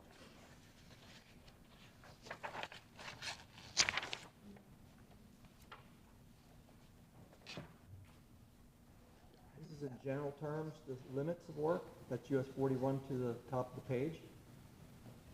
Staging area just south of the US 41 and where the RV park is. That's one staging area. Then moving south. And in the red area is what we have proposed, trimming from the water line up vertical. The purple area is actually entire removal, and that's the strip of land we're talking about. And all the, well, if I could add, all the areas of being, all the work being done, that's all county or state lands, correct? It's not Yes, borough property, so. We always had the issue, we had the issue in San Carlos Park and Mullet Creek where they went in and cleaned up vegetation. People had planted fences down to the water in the right of way. This is all done within the county or state lands, correct? Yes, the county has the IDD canal right-of-way in there. That's where all this work is being conducted, and I think what you're looking for is a blow-up of that specific section. We can do that. So this is obviously in my district, and we got emails on this, but I met with staff and I talked to them about some possible, oh, that one's a little cleaner, middle ground on this, because to be honest with you, I remember hearing in the workshop that we were trimming mangroves, removing exotics. I didn't catch the detail of complete removal of that strip that's outlined in purple here. So when I met with staff, a couple of harbor side to speak, remove all the exotics in the island, right? That's got to go. You got to maintain exotics, but leave the inside of a harbor intact without being trimmed or removed. So basically, it would still be a privacy hedge, so to speak, but after an initial step. Because the permits for the dredge is going to be, what, how many, a year or two away? Yeah, at least, at least. So we can see what Mother Nature gives us, right? I mean, the water's going to go where it's going to go, and if it's an absolute impediment, we'll have to deal with that when we get to it. But for the next 2 years, at least we'd have an interim solution. I'm sure we'll get public comment to this item, but those were my thoughts. Roland from engineering, I'm not an engineer, so we depend on you and we give direction to try to obviously prevent flooding for thousands of people. And this is one of the items that we've come forward. The changes that Commissioner Maloka was talking about, how would that impact the flow and what the scope of the original project is? Yeah, I couldn't give you an exact detail of removing this section of trees or I mean, if you leave it there, the obstruction's still there. Okay, so that doesn't take away the obstruction that's there. Even if I partially trim it, it's still going to block flow. So from an engineering standpoint, removal of restrictions in the canal is going to increase your capacity of the canal. And for the same storm, that will lower the water level. So there's no other option to that other than, removing. If you're going to remove vegetation and increase capacity, you need to remove the vegetation. Leaving partially there is not necessarily going to improve it. But I couldn't give you the degree. Will it drop it another quarter inch or versus 2 inches? It's not that level of detail and analysis or modeling analysis. But common sense is if it's a restriction, remove the restriction from the waterway will carry more flood water. And that's basically what Johnson Engineering's recommendation, what we supported and what we presented to you and our obligation to the community at large in Island Park region. So this proposal is basically a more of a phased approach than to watch and see what occurs. But that's certainly up to you in terms of how if you want to phase this work or not. Is there another step in this project? Will it be come back before the board in the future? Yes, we will come back. We're going to permit, make those channel cuts where we're going to, right there, we're going to cut that to take advantage of that area. I'm going to bring the water back through here. That was that channel cut option that we presented to you in February. And so if we came back, my suggestion, because if you're even to trim that there, that's gonna still recreate a maintenance situation where we're going to have to keep coming back and trimming that, taking it out. So my proposal, if we move forward and if we do want to remove that, is to scrape it down, because the area to the south it's off this map. I actually did that. Because this is the narrowest section, 10-mile canal. This is 10-mile canal. So my suggestion is if we narrow the purple section in this area now, still open up both the north and south end pre-dredge areas that we talked about, it's going to be half as wide of an obstruction as it used to be and still allow a lot more water to go through if we do the compromise that I'm proposing. And then we can actually we have current measurable results today of what the flow is doing now, right? Yes. We do this phase of work, we measure it again. It may already accomplish the goal that we have in a hypothesis situation by an engineer. I mean, it's a prediction, it's a model of future prediction, but they can't guarantee 4.5 inches of improvement or 3.5. Or, it's just a estimate, correct? But if we did this phase of work and then measured it again while we're in permitting with the Corps for the dredge permit, we could find out if it was being successful or not, or 90% as successful as proposed, correct? Yeah, I mean, it's, like I said, it's blockages create restrictions in flow, and even doing both will make it even more increased capacity. So, saying that we'll watch and see what happens, the more we remove obstructions, regardless if it's a channel cut, plus if you recall back in February, we gave you a host of several different options that were going to bring the water levels down to almost 2 feet in 10-mile canal, and that was a combination of all those put in place. So one in lieu of the other is not necessarily going to be a substitute. No, but I think this is a 4-inch, estimated improvement out of that slideshow. And if we do what I'm proposing and it comes back at 3.5 inches, I'm going to say victory, and we still had some privacy in your backyard. If somebody's ripped out everything in my backyard that I've had for years when I bought my house, I'd probably be upset too. So, but it doesn't cost that much to do it later if we have to. But one step at a time is what I'm proposing. Anything else? Mr. Chairman, I haven't heard any motion. I'm okay with the plan that we passed. I made a commitment, I think we all made a commitment to the residents in 2017 who suffered tremendous flooding, that we would do everything we can to try to open up the flowways and get this place draining so that they didn't get flooded like they did again. And I intend to honor the commitment I made in 2017 after Hurricane Irma.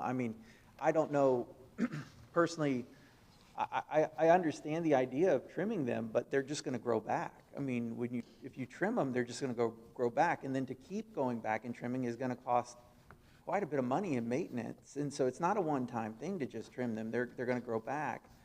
Whereas I have an engineering study here.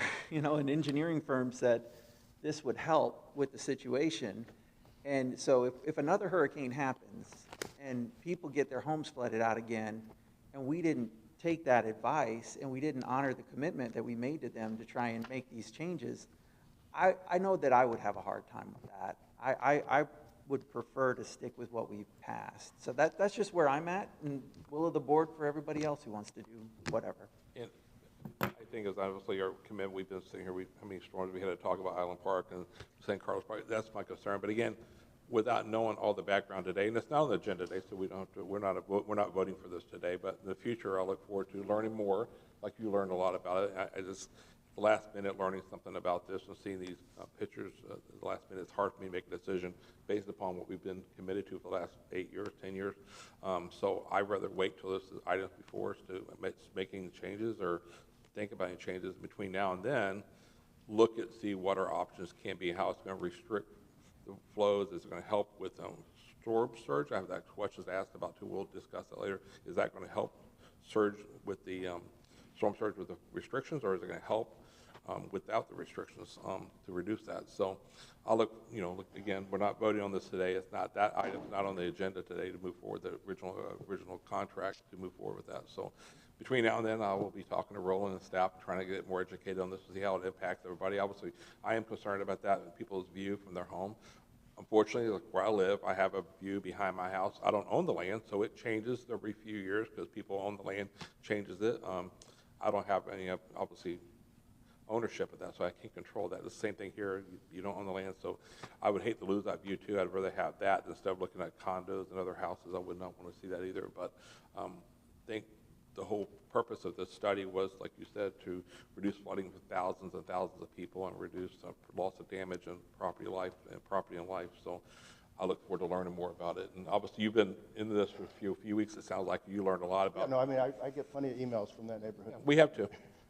And gentlemen, respectfully, if I had realized that the purple zone was a complete eradication of all that landscape in there, I would have spoken up against this the first time.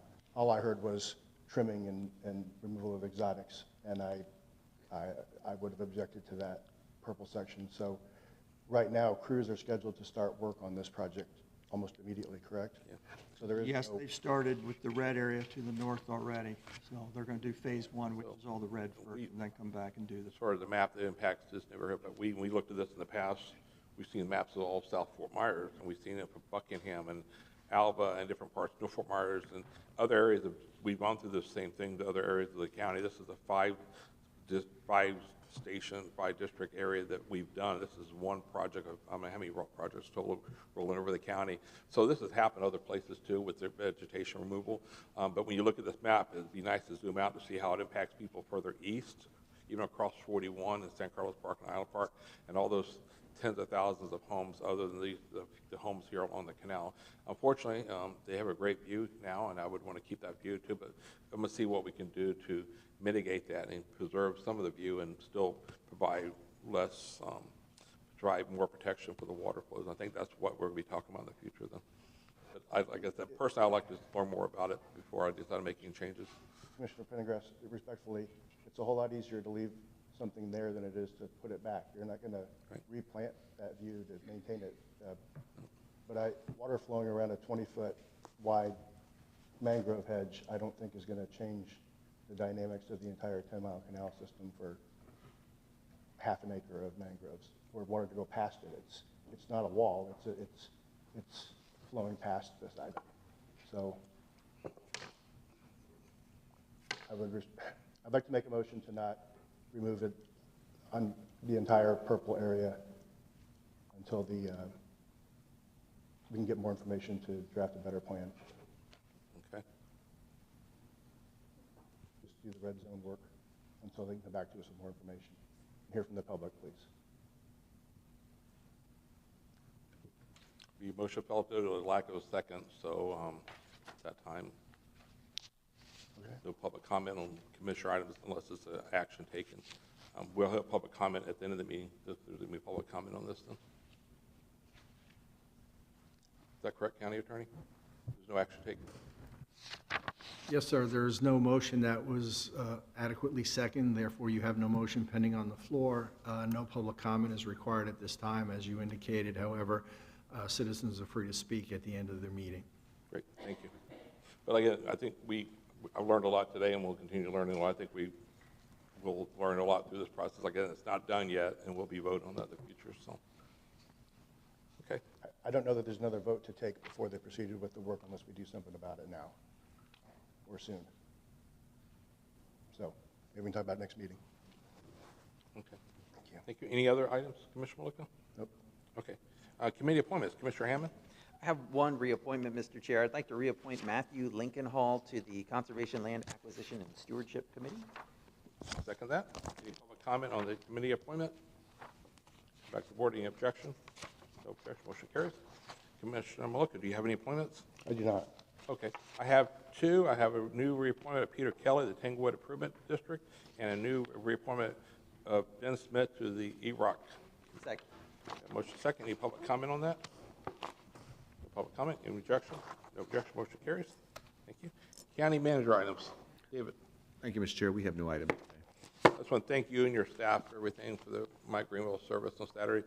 Your staff, the Sheriff's Department, the Lee County organization team did an amazing job, so thank you. Mike would have been honored and proud of, proud of everybody, so thank you for everything. Thanks for taking care of the family. Thank you, Mr. Chair. Thank you. County attorney items. Nothing further, Mr. Chairman. Thank you. Okay, great. We'll move on down to public comment. And we have first public comment. Everybody has 3 minutes to speak. You'll have the lights up here.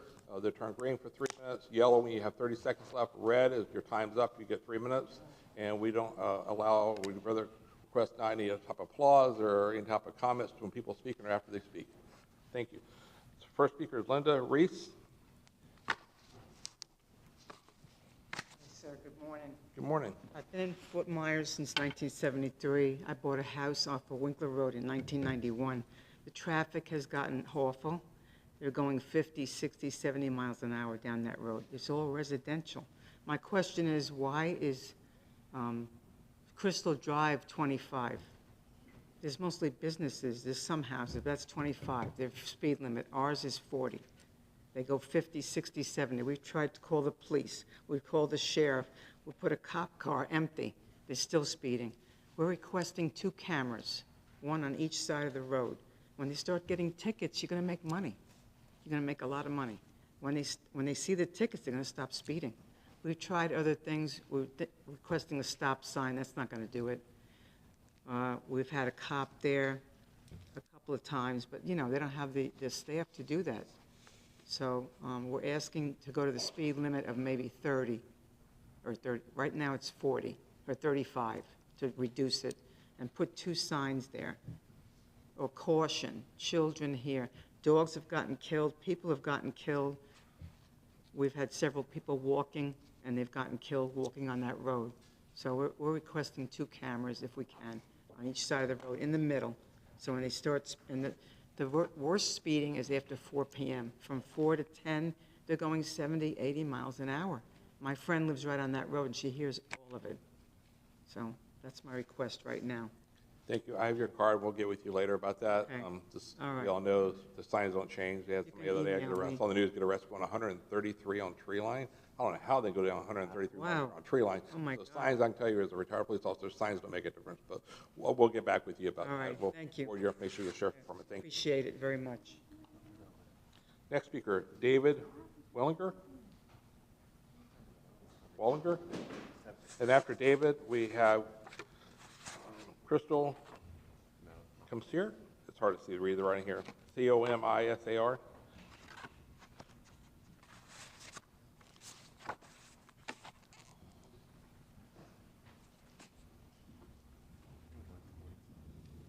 Good morning, sir. Good morning, Commissioners. David Wallinga, I'm a Hidden Harbor resident. And Commissioner Mullica, I appreciate your speaking on our behalf, your advocacy and clear thinking on the issue. Flood control is certainly important to the county, and it is certainly important to the residents of Hidden Harbor to strip away the protections for one part of the county. Seems a little bit short-sighted at this point. Without the necessary study, I would say that permitting having to do with regard to the mangroves is an issue. The manatee habitat is an issue. The wild bird estuary is an issue. I'm not hearing any discussion about this. There was a lack of process in terms of, and transparency in terms of, and even Commissioner Mullica said himself, there weren't a lot of details about exactly the extent to which this trimming, as it was positioned, was going to happen. And we're now in a position here where that entire barrier island is going to be taken out. And that just seems short-sighted. I think there are some legal issues here at play that have been overlooked with regard regard to the mangroves specifically. And we just encourage you all to consider those implications, study it a little closer, stick to a trim and clean if you need to. Certainly would support that, but keep the best interests of the county residents in mind. So, thank you. Thank you. Next, Kristen.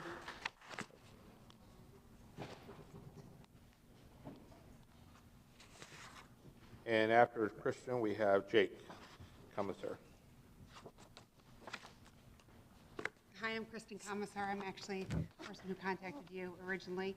I live in Hidden Harbor, and I wasn't actually going to speak. We have a representative, but since my name came up first, I'm just going to come up here really quick and just give you a little bit of my 2 cents.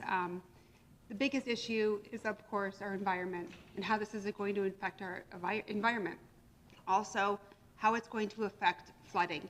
When you remove a barrier that's in front of a community that is a 1/4 mile long, and that is over 25, 30 feet wide, you are going to go ahead and change our flood patterns also. So have we looked at that? Have we looked at how this is going to implicate us? The water's going to rush in more into our community also. So, and I don't think that's ever been looked at. And in the studies also, when you look at your reviews and the board meetings you've had in the past, you have specifically said over and over again that this study is only going to affect flow, not storms like the ones we've had with Ian and Irma and things like that. It's not going to change that. It's only going to affect the regular flow of water. And as a concerned citizen, with all the beautiful manatee we have back there, we are a manatee protected zone. We aren't even allowed to build a dock in the months of November 1st until April 1st because of this manatee protected zone. We are a quiet zone for the manatee that come. We'll have 30 babies. We have everything that come up that way. So this is a zone, and we protect that, and we all abide by this rules, and we're not allowed to trim or do anything like that. So we're asking you to reconsider. We're asking you to halt the purple zone. Maybe we can come up with a plan like you had, but we've got some speakers back here that are going to also speak. But my request is to halt the plan and not to trim and destroy our 1/4 acre of mangrove forest. Thank you. And next is Jake, and then after Jake, Mark Connoisseur.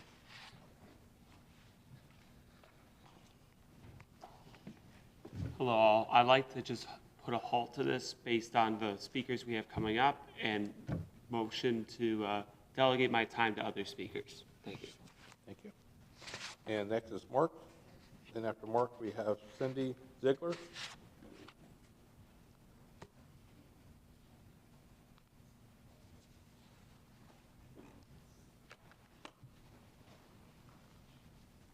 Hello, thank you. Appreciate you meeting with us today. So I just heard what David Maluka had to say and also what Kristen Commissar had to say, and I second that motion. I'd like to halt that as well. Your proposals of slowing this down make a lot of sense, and maybe some cuts, see what happens, makes a lot of sense. You were very concerned with like the flooding, hurricane. So, like Kristen said, in that report and in your meetings, it only talked about extreme rain events and how this would affect that, not tidal surge. So, for that reason, I would like to reconsider your thought process on this. So, that's where I stand. Thank you. Thank you. Next, Cindy Ziegler.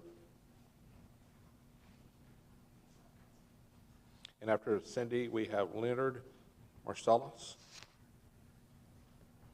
Good morning, Commissioners. Thank you for your service, and thank you for hearing us today. My name is Cindy Ziegler. I live in Hidden Harbor, and our community understands your objection, the purpose of this project. However, we implore you to consider our concerns and postpone the project.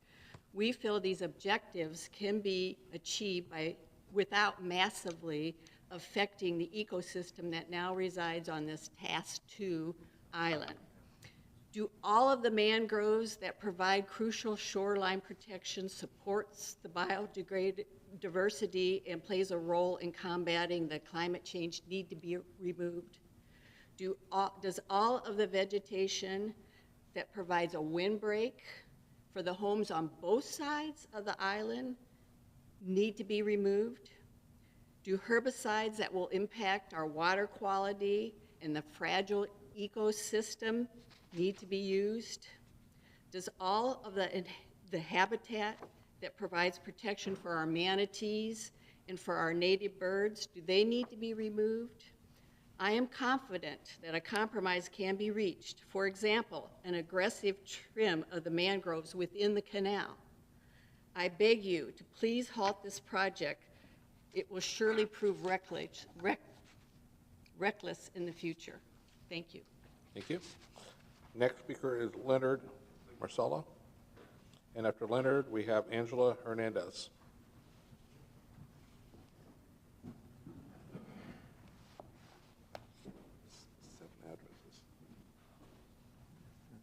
Good morning, Commissioners. I think there are several factors that I'm struggling with regarding the depth or in-depth, lack of in-depth of the study that went on. I, for one, cannot understand that by taking all of the vegetation off that island is going to do anything to improve the water flow. I understand it needs to be trimmed, and I believe if you look at the island itself and how much further the mangroves have grown out into the channel, that if they were trimmed back, at least, it looks like there's about 8 to 10 feet of trim that would open up the canal. But the bigger problem is not that section. The bigger problem is coming from up north, okay, the amount of water coming down. And then when you get at the end of Hidden Harbor, before it goes into the Harbor Ridge, it's a very narrow exit way. Then it opens up again, and then you go further south down the canal toward Mullet Creek, gets very narrow, and you have docks on both sides with pylons. That's what's restricting the continuing water flow. I don't believe it's the island. That island provides us with wind protection in storms, which is paramount, and also protects the island park side, depending on which way the wind is coming. So I think the commissioners should look at another alternative. I believe one of them is to make a cut up at the north end of where Hidden Harbor narrows way down on the east side of the canal, and then down where the Harbor Ridge, if you make another cut there to open it up, that would do more to let the water flow more freely than defoliating an island, which the structure is still going to be there. All you're doing is taking down the foliage, and I don't see how that's going to help anything with water flow. I think trimming and good management of additional cuts would help the water flow more than taking the foliage off the island. Thank you. Thank you. Next is Angela Hernandez, and after Angela, B. Tracy.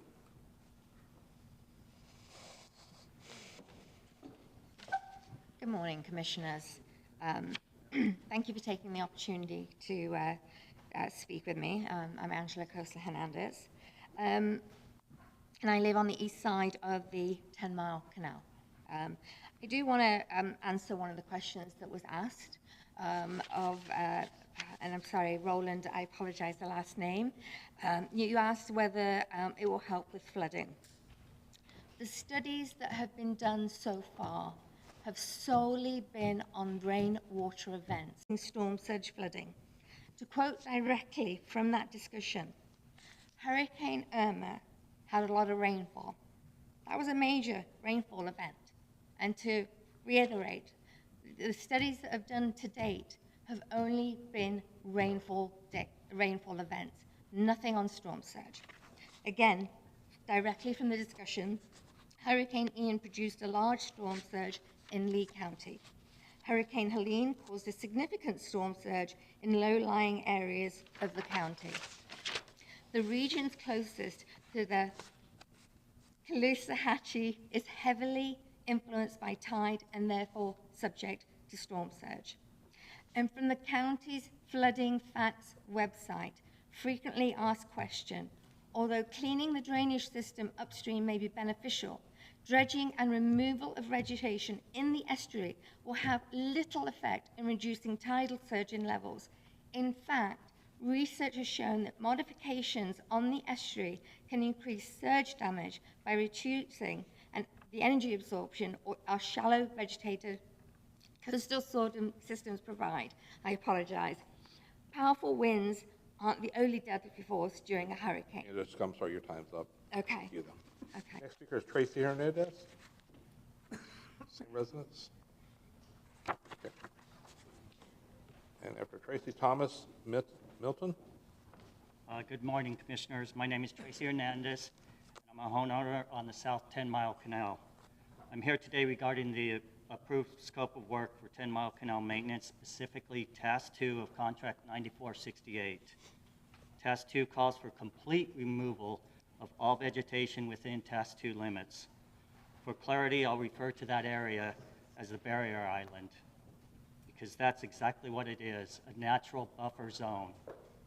Let me start by saying that I fully recognize and appreciate the importance of flood mitigation.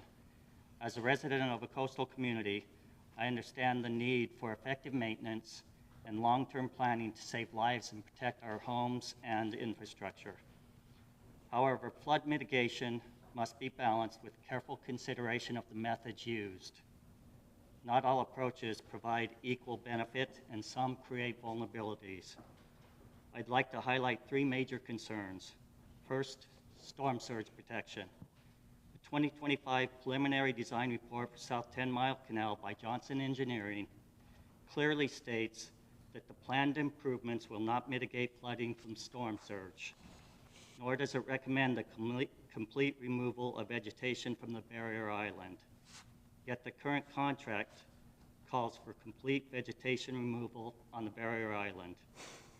Mangroves in particular are vital for reducing wave energy and absorbing storm surge. Neither the 2025 report or the 2018 Lee County flood study by Johnson Engineering addresses the consequences of removing these critical natural defenses. Second, wind mitigation. The National Hurricane Center's report on Hurricane Ian shows many fatalities were caused by wind, not just water. The barrier island acts as a natural windbreak for all the communities adjacent to it. Removing all vegetation means exposing our homes to higher wind speeds and more potential damage. Yet no analysis in any of the Lee County reports evaluated that impact. Third, environmental harm. This island is more than a strip of land. It's a living ecosystem. The mangroves on the barrier island support birds like herons, egrets, and ospreys, shelter marine life, filter pollutants, and prevent erosion.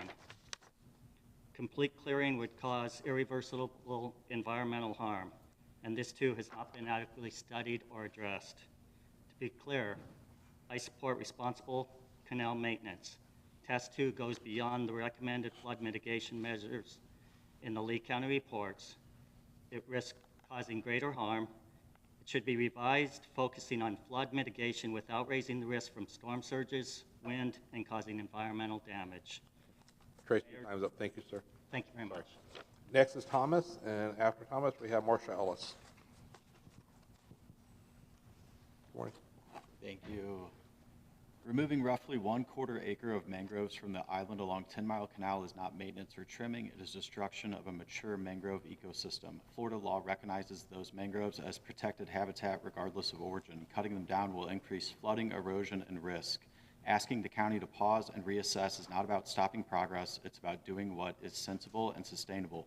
We ask that Lee County immediately suspend vegetation removal along the island on 10 Mile Canal until Florida Department of Environmental Protection and federal agencies complete a proper review. The project exceeds lawful limits, misapplies flood control exemptions, and threatens an established mangrove habitat that provides flood protection, biodiversity, and property value stability. I will share 4 main concerns. Environmental concerns include Florida's Mangrove Trimming and Preservation Act requires FDEP authorization for any removal. Mangroves absorb wave energy and stabilize banks. Removal increases surge and erosion risks. DEP must value mangroves as flood infrastructure. This project undermines that law. Second, wildlife and habitat concerns. Hidden Harbor is a secondary warm water refugee in Lee County's 1976 Manatee Protection Plan. Removing mangroves results in significant seagrass loss. Manatee mortality is linked to seagrass decline. Mangrove clearing causes shoreline erosion and biodiversity loss. Mangrove loss reduces shoreline resilience. Egrets, herons, and ospreys nest in the canopy protected under the Migratory Bird Treaty Act. Third, deficiencies in the legal procedure, public transparency, and procedural concerns. No FDEP permit that we can find and no delegated authority, improper reliance on a flood control exemption that does not include mangroves, conflicts with the Florida Constitution, public materials, and Lee County staff omitted mention of mangroves, misleading residents. Hidden Harbor received no notice. An April 2025 meeting was canceled and never rescheduled. I would not have known about this unless one of my neighbors came and knocked on my door and told me this was happening. Misrepresentation and lack of notice breaches Florida's sunshine principles and the Florida Constitution. Fourth, the island is now an ecosystem. The island is a self-sustaining ecosystem protected by law. While many estuary systems have seagrass beds, the waters behind Hidden Harbor do not. This area was once a deep quarry with warm pockets that attract manatees, tarpon, and other aquatic species during winter. The mangrove roots now provide the only living structure supporting aquatic life. Removing them would destroy the sole biological infrastructure in this portion of the canal. In conclusion, we ask Lee County to pause this project and adopt a measured, science-based approach.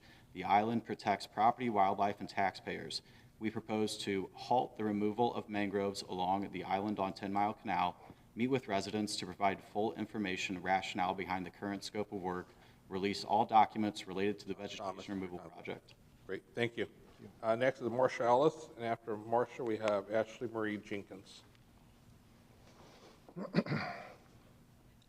Morning. Good morning, Commissioners. Marcia Ellis for the record. And I would like to take a moment of silence to recognize the 3 people who lost their life yesterday on Burnt Store Road in the Burnt Store corridor.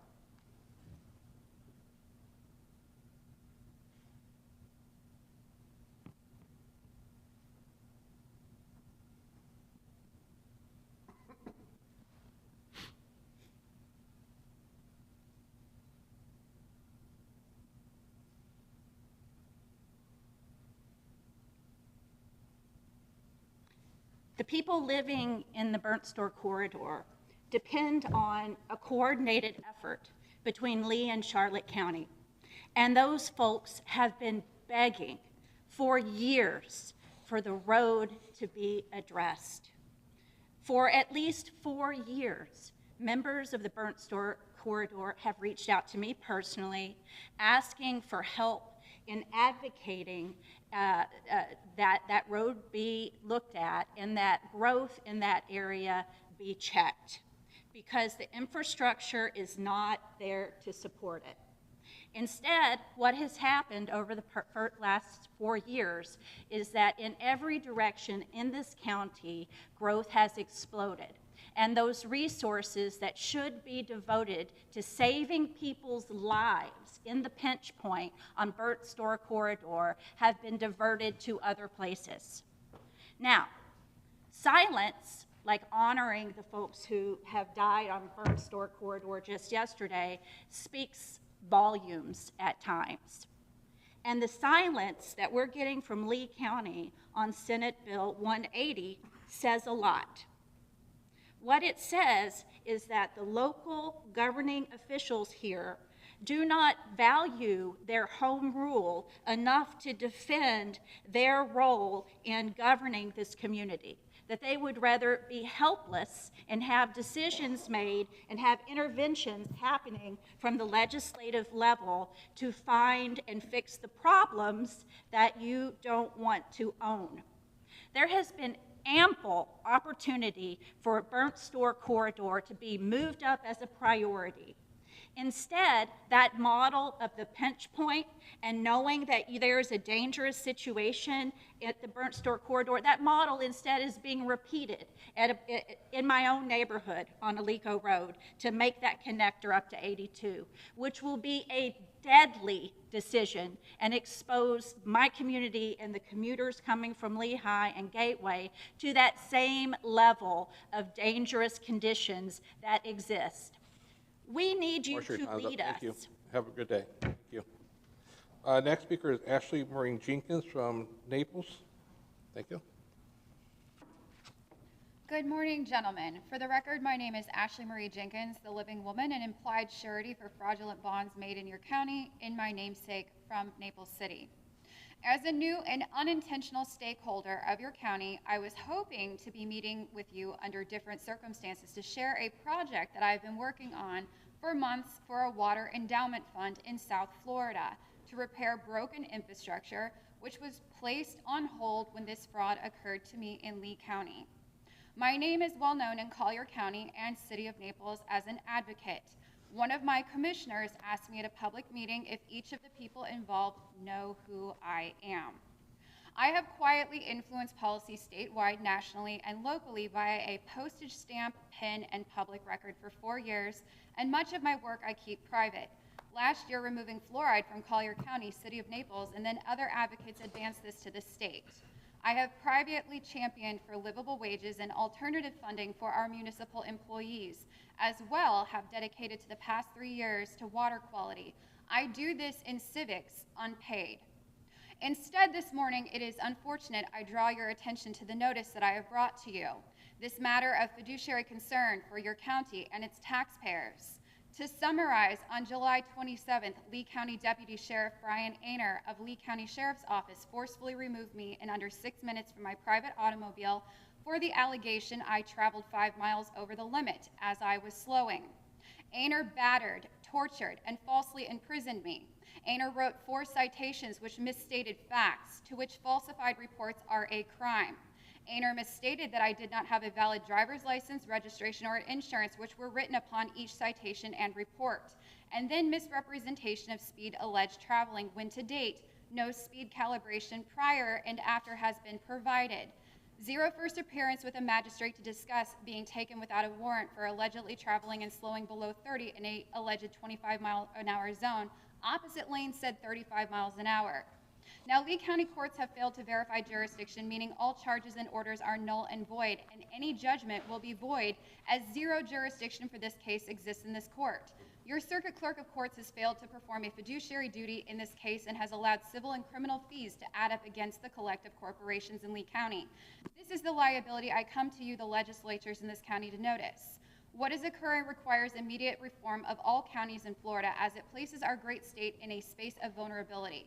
I love the land I inhabit in Florida and have sought to be an asset to fiduciary interests within Florida since 2021 civics to save waste and fraud statewide.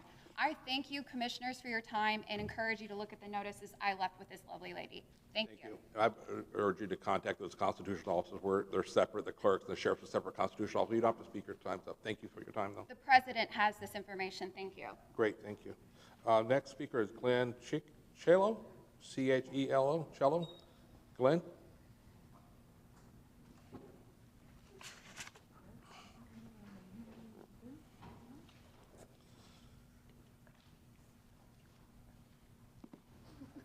My name is Glenn Cello. I live in Hidden Harbor. I think you all have the handouts for our situation.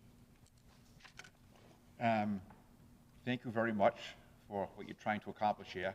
I really appreciate your view on simple problem, I think. Not simple, but the easiest solution maybe is dredging. Right? It's all about volume, less about the barrier. The barrier is helpful.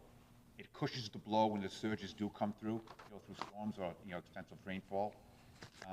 And so you won't feel that impact as much as when you have that sponge holding back some of that water flow. When you dredge on either side of that barrier, you're going to create more volume, right? There's room for more water. It's that simple. Now, but it doesn't end there. What's going to happen downstream, even if if removing all of that vegetation, that's not going to help a thing. Nothing. Not with that berm still there.